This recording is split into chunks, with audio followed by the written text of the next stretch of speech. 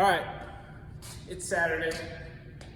Going over today's workout. This one is not look like a lot of fun as far as what I'm good at. This is a bunch of heavy squats and a lot of wall balls. Row are not too bad, but these wall balls are gonna look really rough. I think we did this one before. Benchmark workout called Trident. But before that, we're gonna go into our back squat strengths. We're still working on those heavy percentages.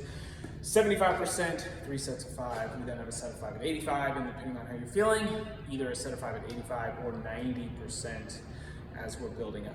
I do want you, as you're warming up on your squats today, focus on, do you always rely on just a really fast squat, or can you control your body through a full squat nice and slow? So maybe on some of your lighter warm-up sets, you're actually working on taking that bar, and instead of just bouncing down and bouncing back up, and for me, I tend to lean forward when I do that, can we sit back and stay up, have that bar on the back, nice and slow, good position throughout the entire range of motion. Okay, if you're only relying on that bounce back out, you're essentially doing a kipping squat, and we want to be able to control our strength through the full range of motion. And at the bottom, it's really important that our back isn't starting to round, and we're going forward, taking that bar off of our midline and going in front. Okay, so just think about that a little bit as you build in your strength. When we get to the workout, we have 3 4-minute chunks. First 4 minutes, max wall balls. Goal here is to get 60 to 80. That's a big range. There's a couple different ways you can do it. You could just say, okay, 4-minute clock, I'm gonna go. That's gonna get rough.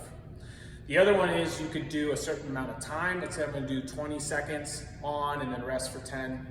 You could do a certain amount of reps, like I'm gonna do 10 reps and then give myself exactly 5 seconds to pick up that ball and go again.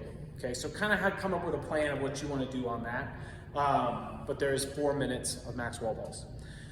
Keep that number in mind, because then you're gonna add that number or add all those reps together, but you wanna try to match or beat your wall ball reps in the second set. So the middle 4-minute chunk is rowing, max calories. To be efficient on that 4-minute row, you gotta find a pace where you can keep moving and keep that fan moving. So we really wanna drive through those heels, get that fan moving. And you might wanna think about that slower recovery back in, taking the chain back in, and then a big drive back. Okay, so think about maybe slowing that down, like 2 seconds in, 1 second back out.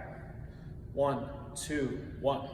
See if that really helps you get the fan moving versus just going like this the entire time. We then rest another minute, and we have a third 4-minute chunk of those wall balls again. And the goal is to try to match or beat what you had in the first one. So that doesn't mean sandbag the first one. Sandbag the first one.